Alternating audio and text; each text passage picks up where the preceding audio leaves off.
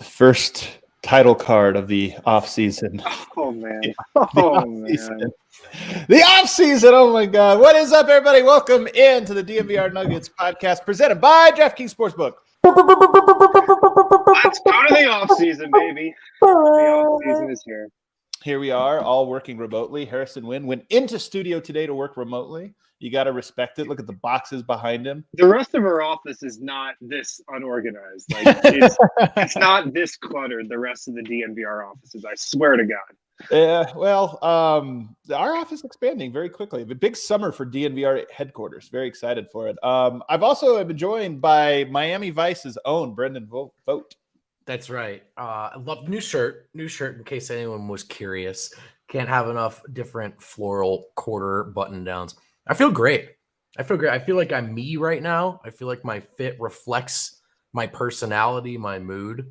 I'm just ready to. I think I'm going to change it up and talk about the Denver Nuggets today. Does that sound good? Does sound good. Also, you're always yourself, Vogt. You're always yourself, but it does sound like you are proud of the you that you have. There it is. That's what it is. Yeah, it's pride. There you go, guys. Today's actually a meat-rich edition of the Casual Friday show.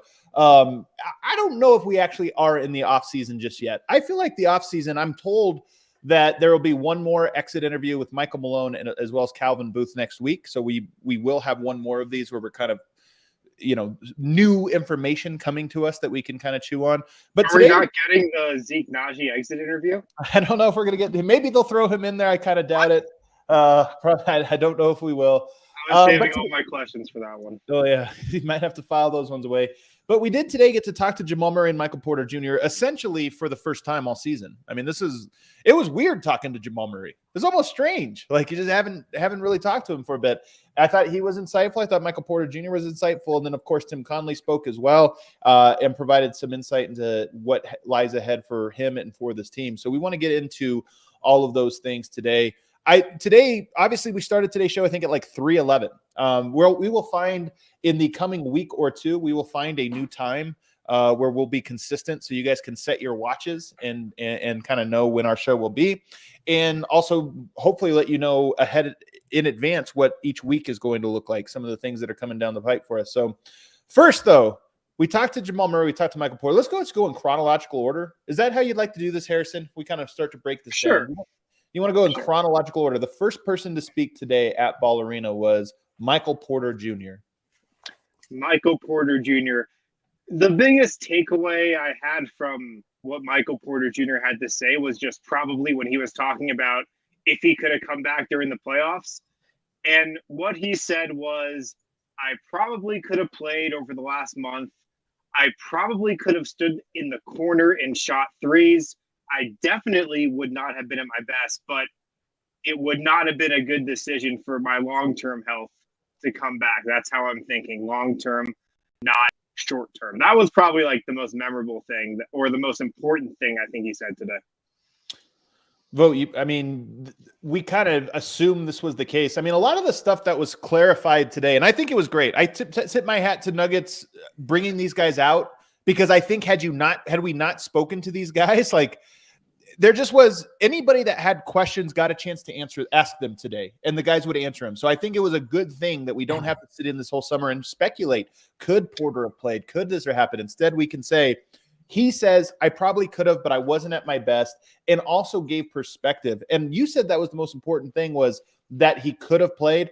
To me, adjacent to that, the most interesting thing he said was, I've been through this before, and he likened it to coming back for the NCAA tournament when he was at Mizzou, right, and how he feels was maybe not a boost to the team, but maybe even a distraction or a hindrance. And he drew from that experience saying it could have been like that, where if I came back, maybe it wasn't a good thing. So to me, that's the thing I could empathize with most, is he went through this before and he learned from that. And it was like, probably best not to this time. And tied to both of those points, we got a little more clarification on what that setback was. We knew there was one. What was the nature of it? He didn't use this word. I'm going to use this word. To me, it sounded like Porter described it as more of a scare than a setback. He was ramping up. He felt something, and he went through this process of realizing, hey, last time I came back too early. So I could be doing both the team and myself a disservice. And then also something that I think we're going to keep tabs on this as we follow Porter's career and talk to Porter over the years. What is his shifting perspective on the short term versus the long term? What does he value?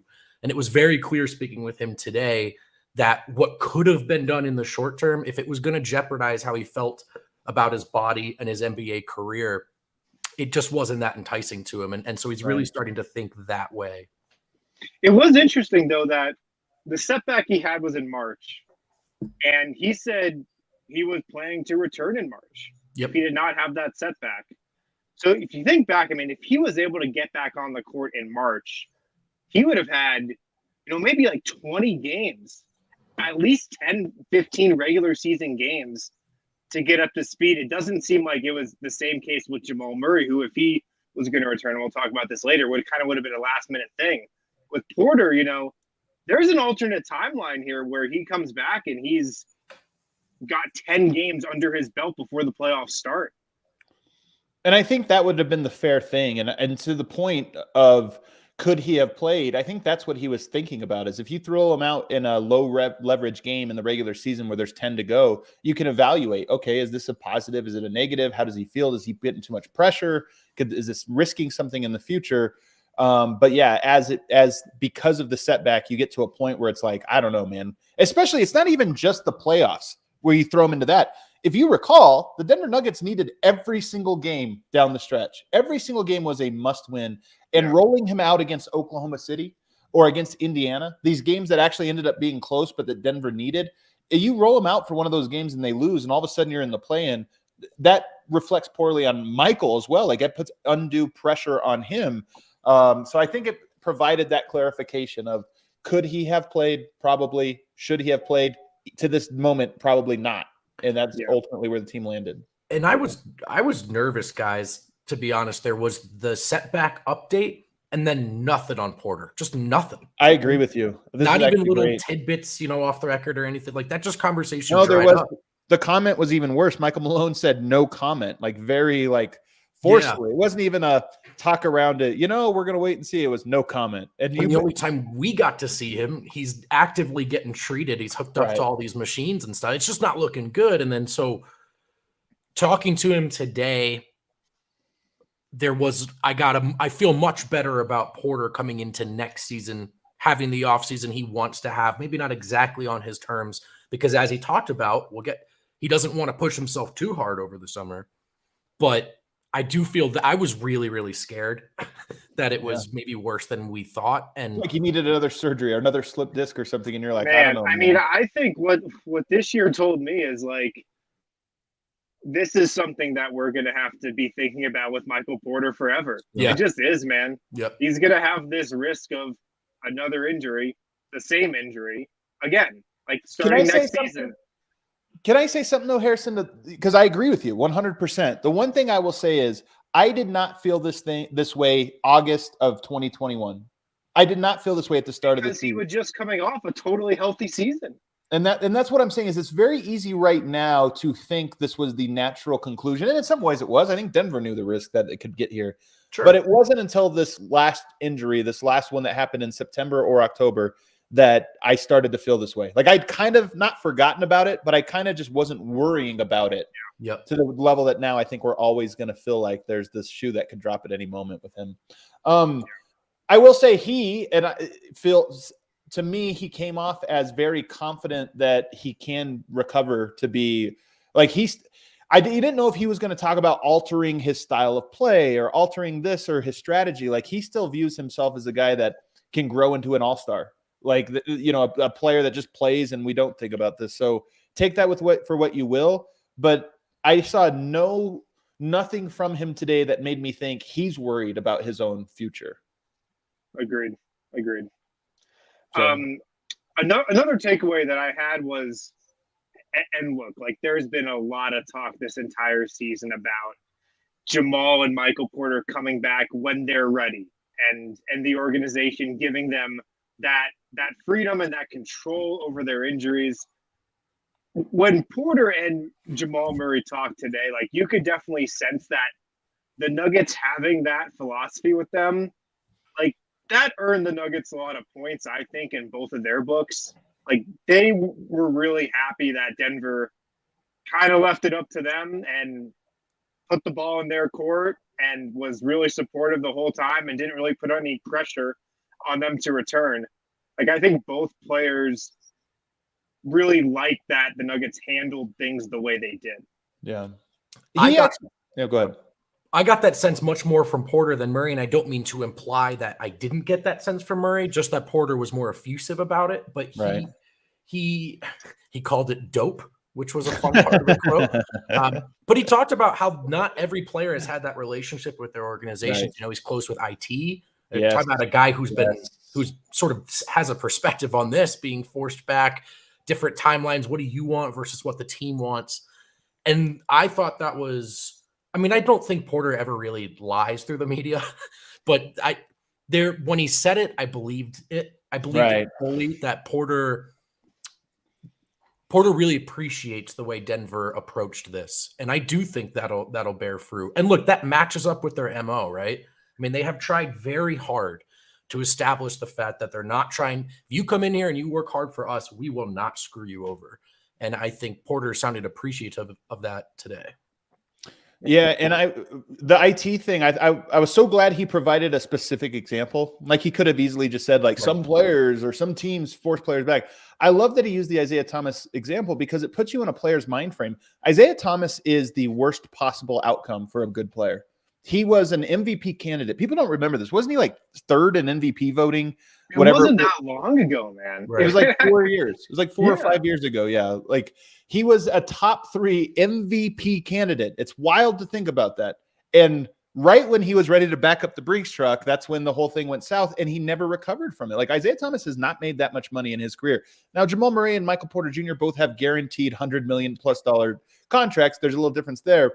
But both guys, I think, care enough about their ability to play this or that like the money's great. But I think they both feel like, I want to be what I think I can be in this league. And using the Isaiah Thomas thing puts you inside their head of, like, they realize nothing's promised, and their ability to sort of play it safe was appreciated. Yeah. I mean, it does seem like Porter's in a pretty good mental space. I can't even imagine what it's like to just like, maybe, you know, he's been rehabbing from a back surgery this entire year. He's done that 2 times in the past. I just can't even imagine the mental toll it takes on a person, a kid who's 22 years old, to just go through that process and keep the long view. Yeah, he's rich. The money helps. He's not going to have to worry about his stuff financially forever if he plays it the right way. But still, man, like, the mental aspect, I don't know if I'd be able to deal with it. So the fact that he seems like he's in an okay mental space, I think is good news. Yeah.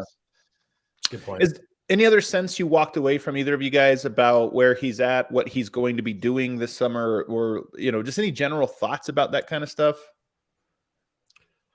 I was kind of hoping to hear maybe more detailed answers about the offseason and what this deadline was like for him.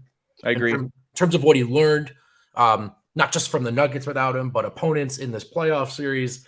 What does he need to approach in this offseason?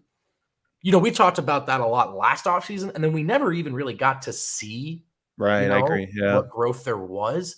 I agree. We were joking about this in Ball Arena. You guys remember to start the year, he had a couple of passes to Jokic on the short roll that made you go, oh, okay, like, maybe he's starting to put some of the stuff together beyond just putting the ball through the hoop. So that question will be relevant again. But I think he answers those in such general terms. I don't walk away with a great sense of, oh, he knows particularly that he needs to get better at XYZ. Right. I would agree. My assessment is very similar in that when we think about the return of both of these guys, Jamal and Michael Porter, are you getting back the guy that you got when they went out? Meaning, are you just copy and paste 2020 MPJ, put him right back on here, or are you getting a different version? Like, not only has he rehabbed from the injury, but he's also learned the game and learned some of the challenges and added this or that to it. And he was definitely asked about it, and I don't feel like we got a great sense of to the extent that he feels like, no, I've got to come back even better than I was, or I'm going to work. I know exactly what I need to work on to adjust. I didn't come away with a positive sense of that. Yeah, I didn't either. And thinking back to last offseason, just from a basketball standpoint, I mean, MPJ came in ready to go. He got the contract extension. He was working out with Steph Curry all summer. He came in ready to work. And then he had the injury 9 games into the season. But I wonder if this offseason is just about staying healthy for the start of next season. He really can't push himself that hard this summer, I don't think, just because he's got to be good to go when the season starts in October. And the last note on Porter, and this is something we had heard and assumed all year, but he did not come into the season at 100%. He was banged up coming into the season. Sure. Didn't really elaborate on that, but he wasn't 100% coming into the season, he said. But that Rockets game, that was, obviously the most major injury that caused his season to end. I think I understood him as saying, Harrison, that there was something didn't feel quite right, but he was under the impression it might be something that might go away or just improve. And it didn't occur to him like, okay, something's wrong here until that Houston layup. He felt good enough to play on it. Right. And then that Houston layup, he felt it when he tried to take off, and it really occurred to him like, okay, something's wrong here. And I think when we talk about what does he work on, I mean, even just talking about his body, like it never came up because you wonder about a back injury. Does that mean like there's muscle groups that you have to really strengthen because it's going to take the load off? Like even that didn't really come up in any of that conversation. Doesn't mean anything. It's just I thought maybe we would get that when you're talking about what are your plans this summer. It's like I know exactly. I got to muscle groups. I got to strengthen and another thing I remember from last training camp. He signs the extension. He comes in and I asked Michael Malone, like, what do you notice about Porter right now? Like, what looks different about him? I was thinking basketball-wise now compared to last year, and the first thing Malone said was, like, his body. Like, the guy's ripped. He's put on a lot of muscle. And when you have a back injury, you're going to lose a lot of that. So I'd have to think this summer is building up some muscle again.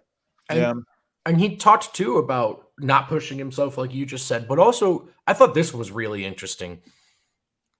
Digging deeper on his biomechanics and trying to get to the heart of what might be causing discomfort and not just treating discomfort as it pops up. So little things and how he rises up, how he takes off, all of that. I mean, I don't know how much work can be done in that area, but just to hear that that's where he and his team's heads at is kind of interesting. And I wonder how much of the summer will be about getting in that lab, sort of redefining his movements and all that. Porter is so interesting in that coming into this year when he was fully healthy, I didn't know what to expect of him. It was like so hard to project what would Denver be with him now as your second best player. Even then, it was hard to know. Now you take a whole nother year off. Like to me, when I think about what does Michael Porter bring to the Nuggets next season, it's still just such a mystery. Like it is 1,000 times more so than it is with Murray. I'm just like, I don't know. Maybe Porter is a 20-point per game scorer next year. Maybe he's like a sometimes player. I don't know. It's hard for me to even project what the Nuggets are with him, and I have to imagine it's hard, for the team as well. But we'll just have to wait and see. It'll be an interesting storyline to follow. I'm curious to see what areas he works on. I will say I asked him about how, Aaron Gordon's quote about improving the cerebral part of his game, and if that's a goal for him as well, for Michael as well. He did say the way you work on that, playing 2K. So I think he was dead serious with that too. I don't know. I don't want to. It was a hilarious answer. Whether it was Film came second. So I think he did talk. He did say film. Yeah, I mean, Aaron said film as well. So it'll be interesting to see. But all right, let's take our first break. On the other side, Jamal Murray. There's a lot to get into with Jamal and what he had to say. I thought his answers were even more sort of meaty. So we'll do that in segment 2.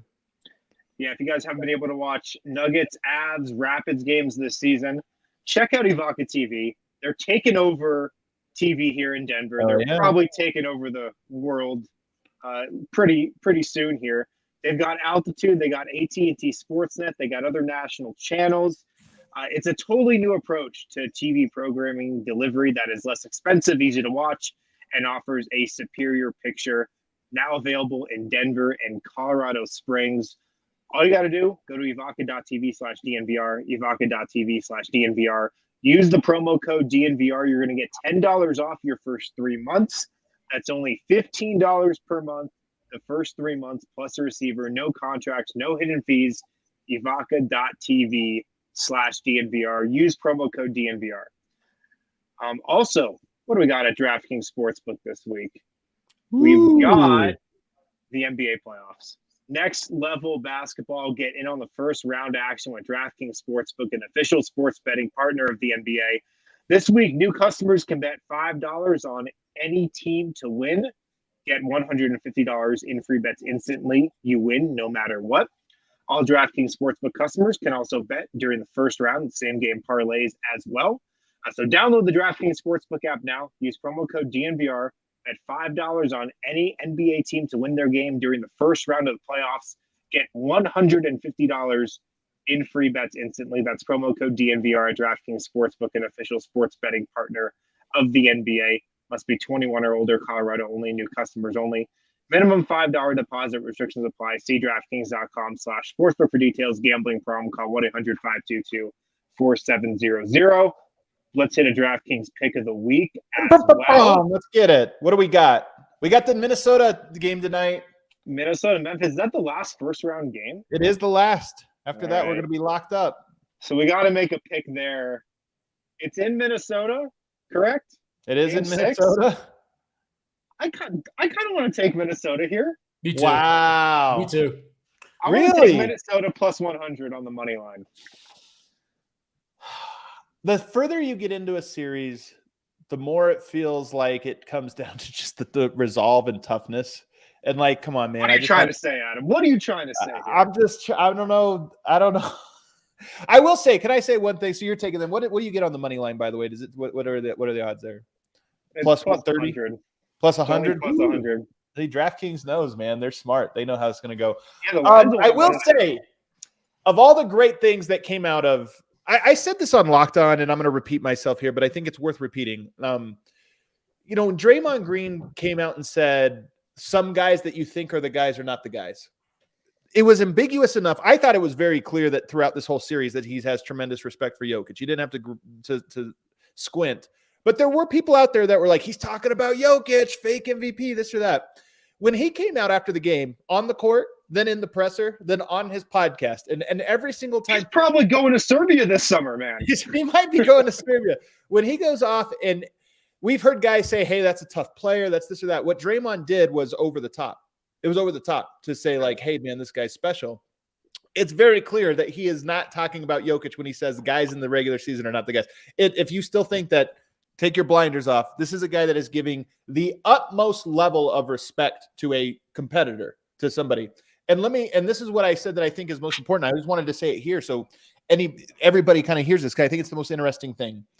I believe Draymond loves the game of basketball. If you listen to his podcast, it's so cool. He's watching all of these games. He doesn't no need to analyze the freaking Eastern Conference series. He's doing it because he just loves the game, and you could tell it gives him energy, gives him life.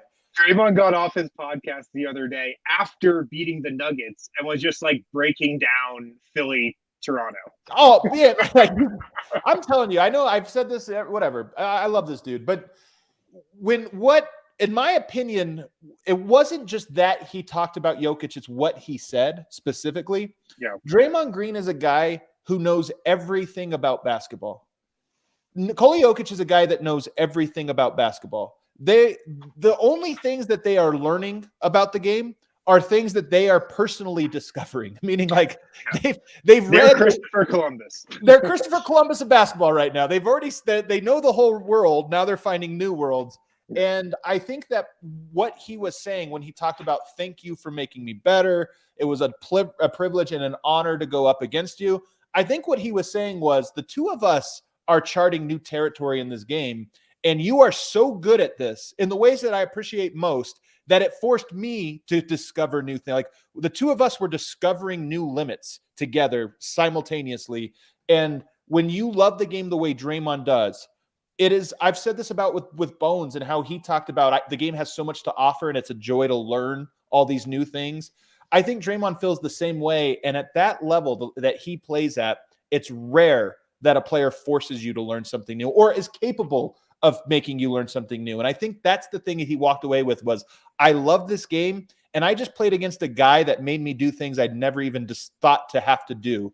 And sometimes he beat me, sometimes I beat him, but in that competition it was the true spirit of competition when you love something as much as Draymond loves it.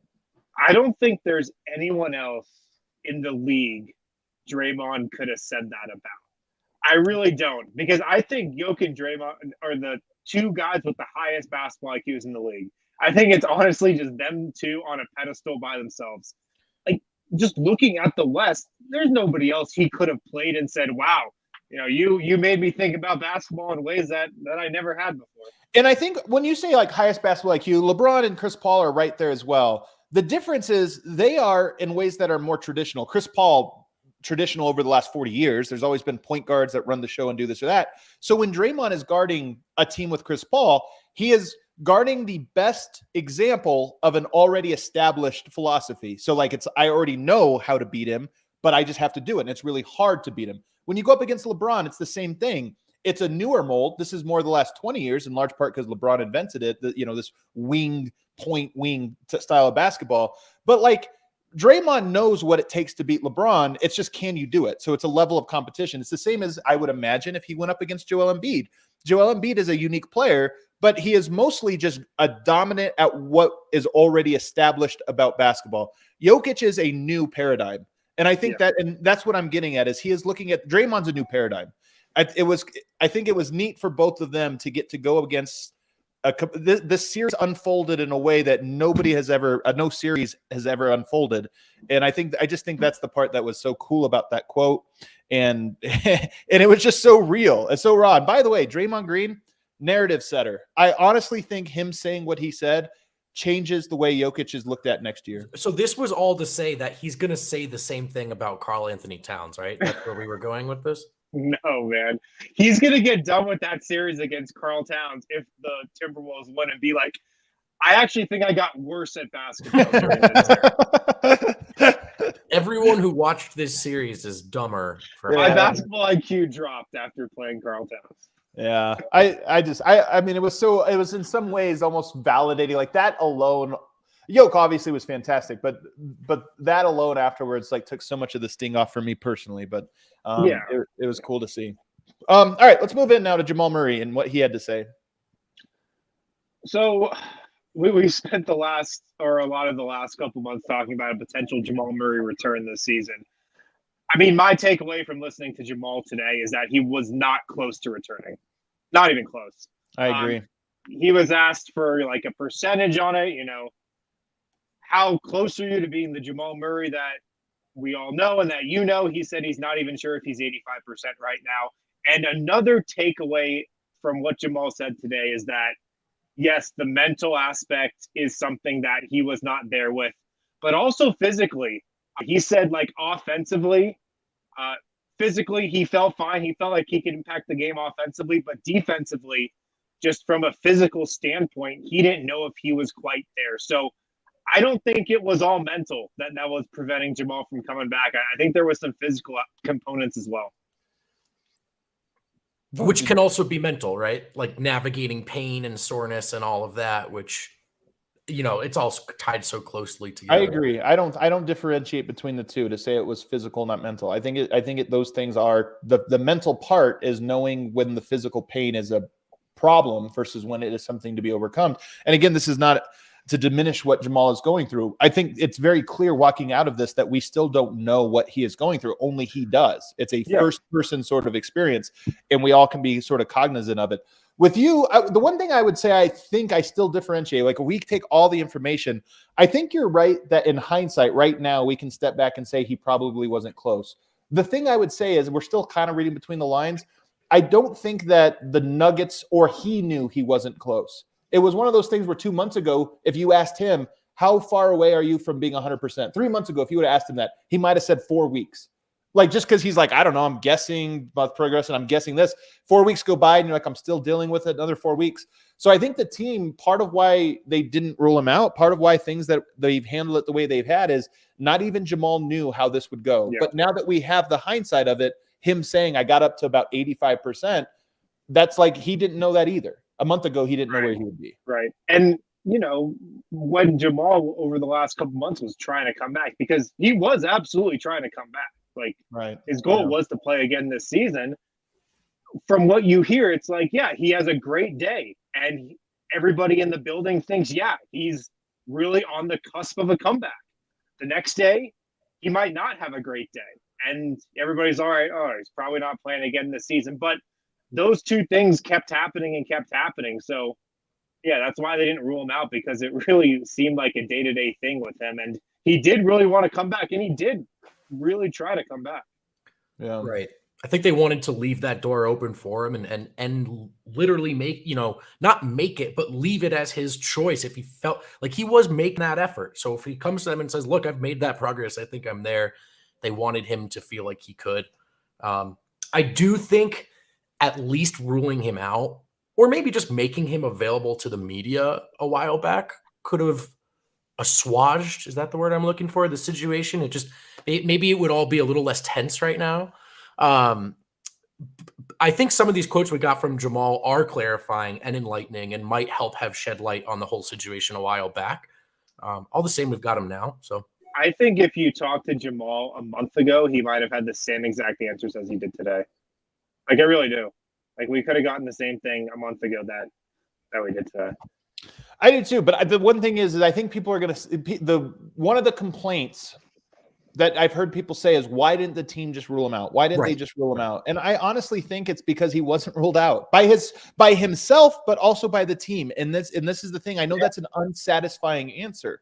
I think the team knew at a certain point that it is highly unlikely that he would come back. Right. But even him talking about there were good days and bad days. And if you're a player and they're like, hey man, are you ruling yourself out? He's probably like, I don't know. I feel really good right now. I had a hard workout yesterday and I feel great. Next day, maybe it's not so much. Maybe it's I'm trying to do this thing and I feel like I'm close, but I'm not.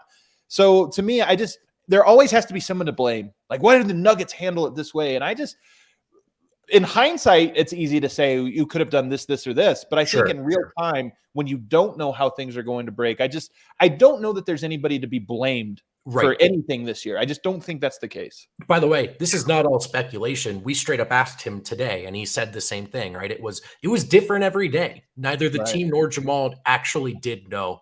And so it's not that they knew it was never going to happen and they chose not to disclose that. It was always up in the air. And the closer we got to higher level leverage play, I think the more muddled the equation got for Jamal himself personally. Yeah. I did ask him when he was cleared for 5-on-5 and stuff. And he said in April when the Nuggets were in LA. I think that was April 3rd when they played the Lakers. It's super late. From that point on, yeah, full throttle trying to come back. But you had 3 regular season games after that. Yeah. There's a good comment here from Tom Selleck. I can't believe Tom Selleck is in the chat. Wow. The Tom Selleck. Wow. The Tom Selleck was amazing. And he also, I didn't know, was a rehab researcher. This is incredible, Tom Selleck. But he's talking in here about hopping strength post ACL and this or that. And it reminded me actually of an MPJ thing where he talked about some of his biomechanics. I thought this was the most interesting thing. Where Bill Proctor brought that up a little bit. Yeah, the biomechanics of maybe he's trying to learn how to land differently or run differently, and some of these things that he feels are probably leading towards some of the back injuries and stuff like that. And look, man, that stuff always makes you uncomfortable. Like Miles Turner. Do you guys remember when Miles Turner came into the league? He ran in a way that made it so that he had like hamstrings were unbalanced. He had too much like quad strength, not enough hamstring strength, or vice versa.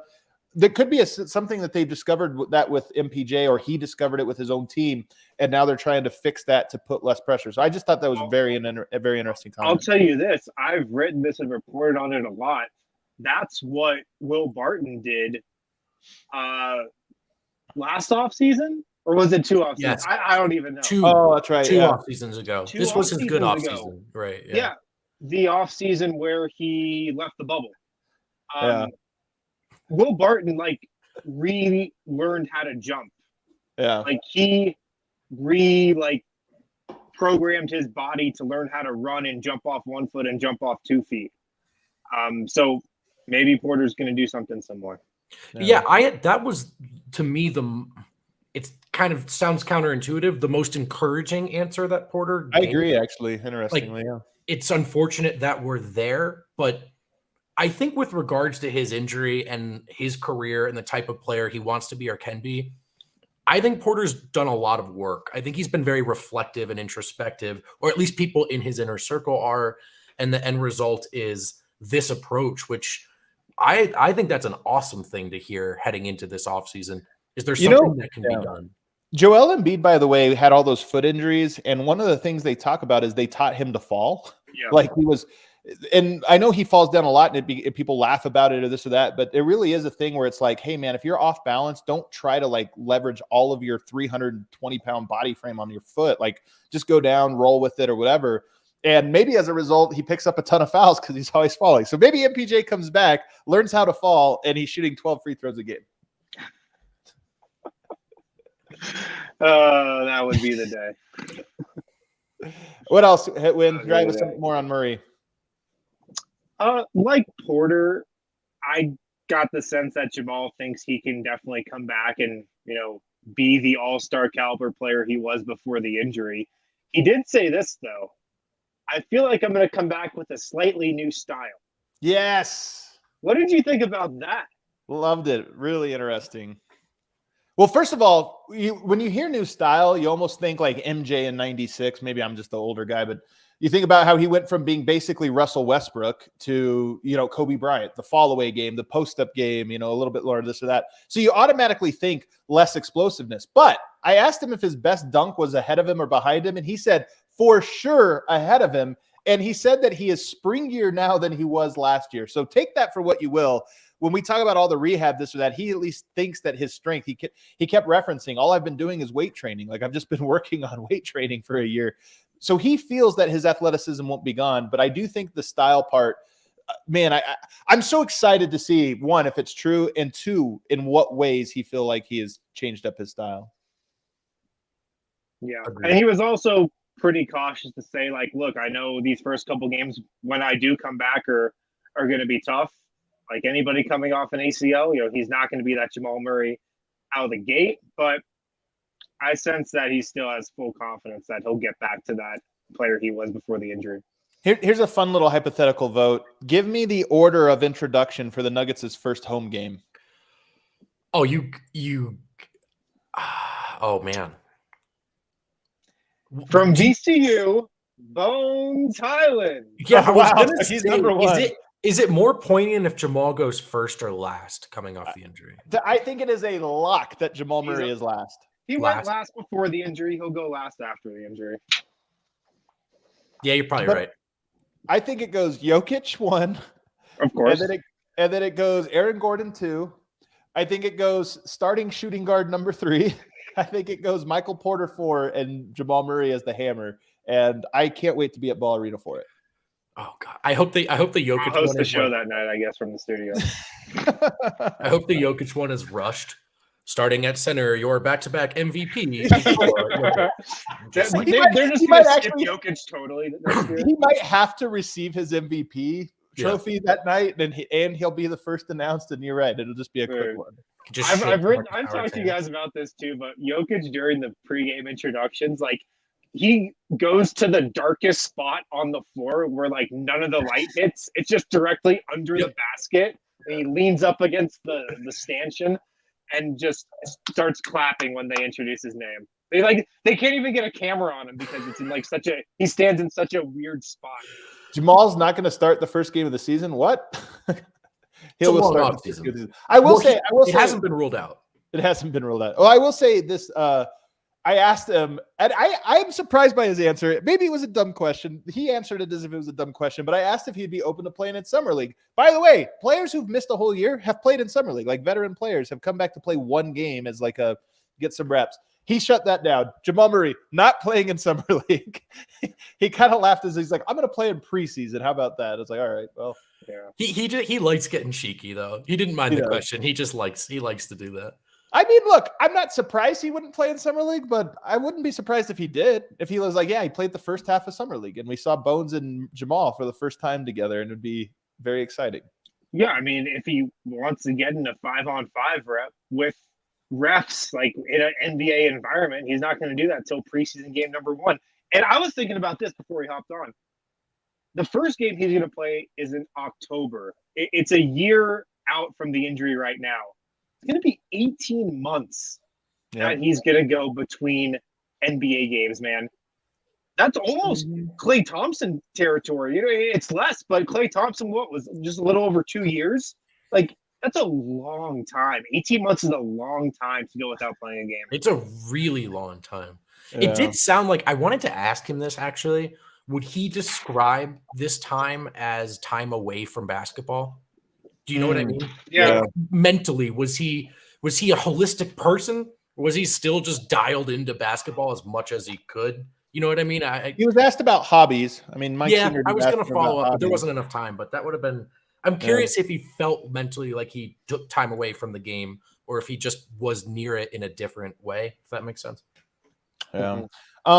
Just real quickly, when he said his best dunk is ahead of him, his best dunk currently is on DJ Wilson. That's the best dunk he's had. He's had a couple really good ones, and he actually has a couple that compete with that. But to me, that's like one of the best dunks I've ever seen.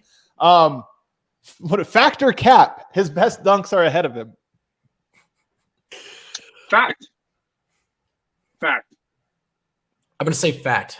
Oh, yeah, this got me right. Makes your knee stronger. Like, guys come back springier. This is the thing. Man, it's 2022. If you have a successful surgery, get over the mental hurdle. You can be every bit. This got me excited. Absolutely. Let's go. I can't wait for it. All right, let's hit our last break. On the other side, wrap up some final thoughts on Jamal and get over to Tim Conley and what he has planned for the summer. Breckenridge Brewery is the official beer of DNVR. Pick up some Breck Brew seltzers, though. Tons of great flavors. The seltzers are awesome. Breck came out with them a little bit ago, so you might have had one. If you haven't, check some out. If you're in the area, stop into the DNVR bar. We've got seltzers chilling in the fridge right now, right downstairs, right here. So pop in, watch the game tonight, watch the playoffs here, even though the Nuggets aren't playing anymore. Crack open a Breck seltzer. If you're not in the area, that's all right. Check out the Breck Brew beer locator on their website. It will tell you where to get Breckenridge Brewery closest to you.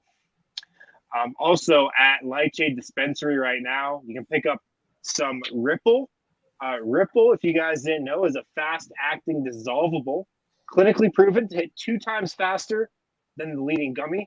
Ripple starts absorbing within 10 minutes, so you can depend on a consistent experience every single time. With Ripple dissolvables, you can make anything an edible. It's flavorless, dissolvable powders. Ripple Quick Sticks are the most convenient way to get the fastest THC. Just pour it on your tongue. Where can you find Ripple? Colorado's premier dispensary, Lightshade, with 11 convenient Denver Metro and Aurora locations. The Barnum location, 1 block off 6th and Federal, is now open as well. Podcast listeners, you can get 25% off non-sale items with the code DNVR. Shop online at lightshade.com or pick up at a Lightshade location near you. Like the dude in Office Space. It's so true. Milton, we've moved you to the basement. I'm going to the blur background. That's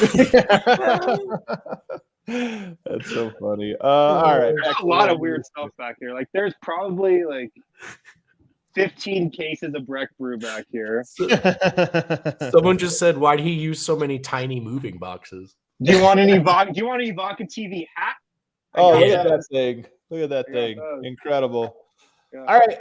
Let's get to Tim Conley here. Harrison, where do you want to start with him? What is my first note on Tim Connolly? Here's my first note on Connolly. He was asked about Jokic a lot, of course. Nikola Jokic already en route to Serbia, by the way. Probably be there by tonight.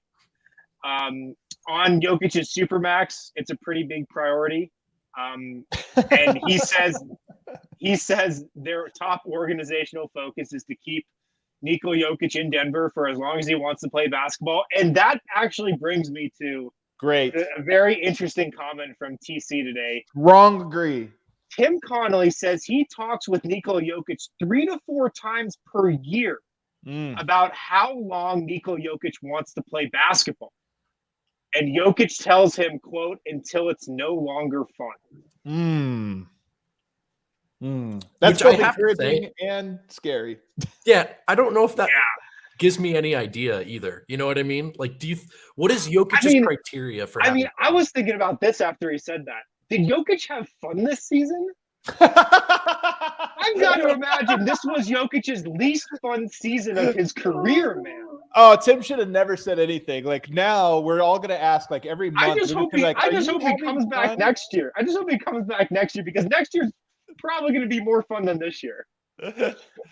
I think. Oh, let me say this: our perspective on these things is always so much different from the players, and like whether or not he had fun, he maybe had a blast this year. I think it's within reason that he had a great time this year. He wanted to be second MVP. Sure, there were lows, but. I'm kidding when I say that, but it actually didn't seem like it was a fun year for him. Yeah. But it is an interesting point in that I think it's the best answer like we've ever heard, and I agree. Like I don't know that Jokic is going to do what Marc Gasol did, which was bounce around to some of these unfun situations where he was a bench player and doing this. Like I'm pretty confident I can't say for sure won't, but I would doubt Jokic has those last 4 years where you just kind of like go from situation to situation as a bench guy. I don't think he'll do that. Agreed.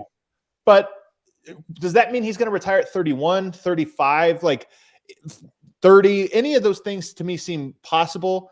I do think that what it means is when we get into 2027, 28, where the Nuggets are as an organization, they're probably not going to do the, hey, we're going to take one down year, but we think we bounce back. Like Steph Curry, even, Steph Curry had to go through 2 seasons, basically hopeless seasons, but with the promise of, hey, we're going to have a second peak later on. I do wonder if Jokic gets to be 31 years old, 3 years from now, if Denver's like, hey, we have another down year ahead of us, but here's the plan. We feel like then this guy comes back, or we can add this week flexibility. Yeah. I do wonder if that's going to be a harder sell. And maybe it makes Denver make decisions a year or 2 from now that don't put him in position to have a down year when he's 31, 32. It also makes me want to quadruple down on Jokic being a Nugget for life. Yeah, I agree. Really? Like, I don't think he's ever going to be like, let's start this whole process again. He's just, he's going to ride this out till he doesn't want to anymore. I mean, he definitely wouldn't do the like Lakers thing where like, say what you will about LeBron, great player. None of his teams are fun. Like they're always ready to split up by the end of it because there's just a lot of pressure and media and this or that. And like, I don't think Jokic would go to a situation where one, he's going to have to be on the front page of, every newspaper in America or this or that. Like, I just don't think he would do that. Like to me, those are insanely unfun things. And that factors into it. By the way, he said before he loves this organization. Like, one of the takeaways that we talked about this the other day, but him saying that how he feels about the organization should not be lost on people. No matter what the toughest critics think about the organization, the most important person to ever be a part of the organization approves. And that is like worth 100 critics disapproving. Like everything matters, like how Jamal Murray and Michael Porter think of the team and how they handled the rehab, like how free agents think about the team. But none of that matters in relation to what Nikola Jokic thinks of the organization and the team and the people here. Yeah. None of that really matters. All right, let's keep moving. So Conley talked a little bit about the offseason. My takeaway is it sounds like they're definitely going to draft somebody in the first round. They have a pick to use. It seems like Conley's just psyched up for the draft, of course. He goes, say the quote. If the draft was today, there's players we like. Is that the one you're talking about? No, but I was with you in that he was really selling how much he's excited about the draft. He was selling that. And the one thing I'll say is Tim Conley has to play poker. And one of the poker things is we love our draft pick. So many good players. We love it. We would never trade it because it's so valuable. And to me, I agree. Maybe he's being earnest, but maybe he's also just knows like that pick needs to have maximum value. So he also said, generally, we draft best player available. Yeah. Can you imagine if he came out and he's like, man, that pick, there's just not any good guys. Like it's a really unvaluable pick. No hoopers. No draft. In the draft. And I mean, could we even trade it for anything? Probably not. And then Conley was talking a little bit about free agency. I'm sure we'll have a couple new faces that we're going to sign, he said. Yeah. What are the odds he already knows who these guys are? 100%. 100%. The NBA is so dumb. Yeah. Sometimes you really is this simple of like Rudy LeBron. Gay, come on down. Remember when people started talking about LeBron going to the Lakers in like 2017? It's Yeah. like sometimes these things are known so far in advance. Yeah. He also spoke a little bit about a couple free agents that the Nuggets have on their roster. Demarcus Cousins is one of them. He was asked, what's the feeling on bringing Demarcus Cousins back? He said Boogie was fantastic. He brought a ton. He said they'll have discussions about his future in short order. What do we think about that, guys? To me, both Malone's comments on Boogie and Tim Conley's comments on Boogie were non-committal, and I don't mean that negatively as in they don't want him back. I think the Boogie situation is complex enough, not just from a like, does he fit personality, but also like, does he fit on the team? Is he going to be available to us at a certain price? Like there's so many questions around him that I don't think you can be one way or another. And so they did not say we have to have him back. He's a huge part of our organization. It was much more muted, but I don't think we should read into that other than Boogie's return has a million variables to it. Yeah, I just think his return, it's not a sure thing. It's not close to a sure thing. It could go either way. It's not the kind of thing. Sorry. I was just going to say, just based on how important he was to this team this year, you would have thought maybe there'd be a little bit more juice to like put it out there that we definitely want to bring him back. But there's a lot that goes with Boogie, the technicals, the volatility, but like make no mistake, he was absolutely crucial.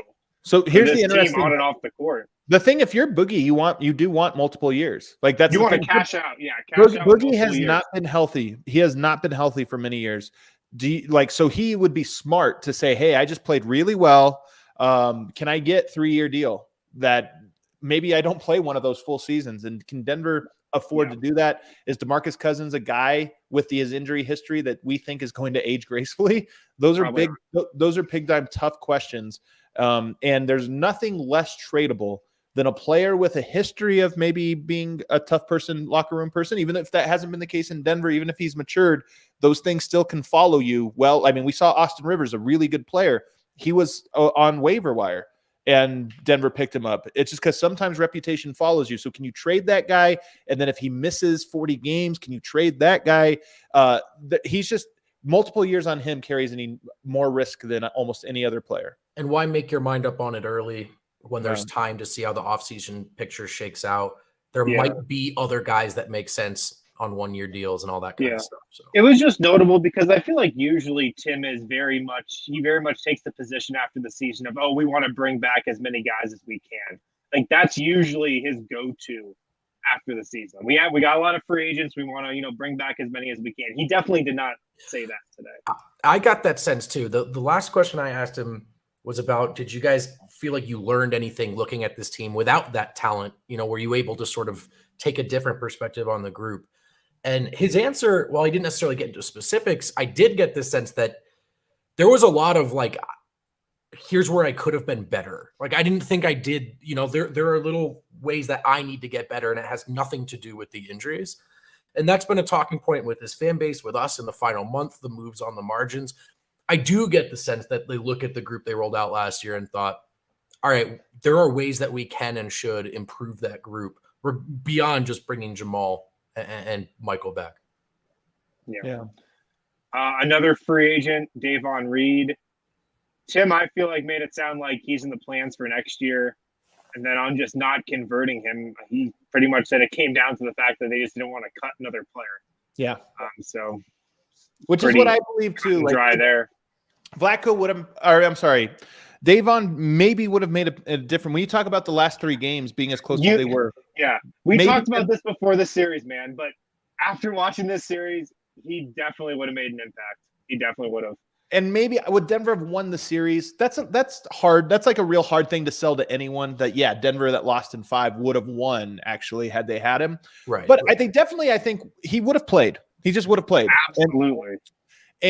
But the thing is, we speculated, and Tim all but confirmed today that there is the goodwill that you have on the front end and the goodwill that you have on the back end. And Denver's decision not to sign him had more to do with paying the goodwill on the back end of Facu Campazzo and Blacko Chanchar, and that Davon Reed himself maybe even understands that. I mean, Davon has been very appreciative of the Nuggets organization. So I feel like there's goodwill there.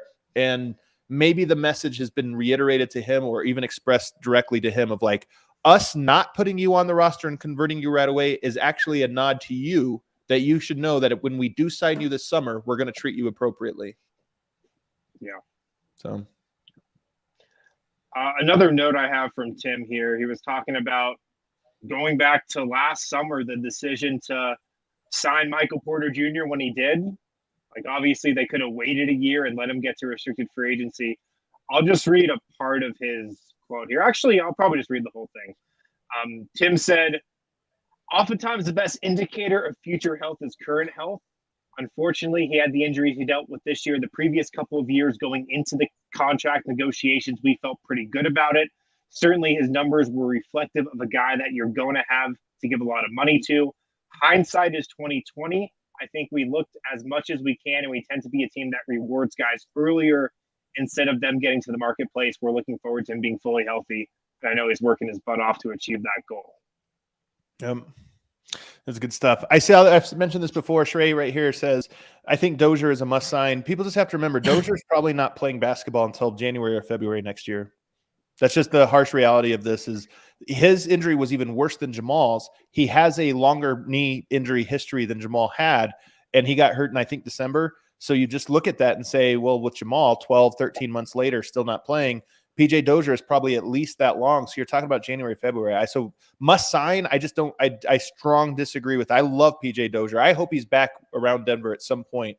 But next year, I just have such a hard time picturing him playing for a contender next year. And rewarding early is their MO. You know, we talked about how he got hurt, but Porter put work in this offseason. Like that, he cares about basketball and tries to get better, not in doubt. And, you know, I feel like this was a guy that they felt like was putting his hard hat up on and hey, I want to get better. I want to help this team win a title. They wanted to reward that process. Porter talked about that again today, too. He did say at one point, I realize people have made a great investment in me. And right. I want to pay that back. I want, you know, he wants to reward that essentially. Yeah. So I don't, these little things, like you compare the early contracts, you know, to the Gordon Hayward situation, it can sound like small and meaningless little excuses, you know, it can start to add up, but like hearing Porter talk today, I think that's a real thing. You know, I think it's going to pay off that they paid him early, that they believed in him, that he wants to pay that off and show them that he was worth it. When you're an org like Denver, it's rare this talent gets to you, and you have to do everything you can to keep them happy and keep them motivated. And I think it was all a part of that philosophy. Yeah, for sure. I will say, I think about this a lot. When Porter was drafted and he put the hat on and he was sitting there, I can't even remember who it was that was interviewing him. The first thing he said as a Denver Nugget was, I want to make this the best pick that organization has ever made. And I think about that so often. And it's going to be tough to do, though, actually. It is tough because Jokic was a 41st pick, worked out really well. I think that's going to be a really, really tough sell for Michael Porter. But hey, you know what? Win a championship and we can just say it was, you know, whatever. But I think about it all the time in that right now, there is a risk that it's the worst pick Denver's ever made. It's like, and I don't mean this to him, but like he's got a 5-year deal. And if he can't play or if he doesn't pan out, like that's it actually ends up being a curse. It's franchise crippling. Franchise crippling. So I think about it a lot.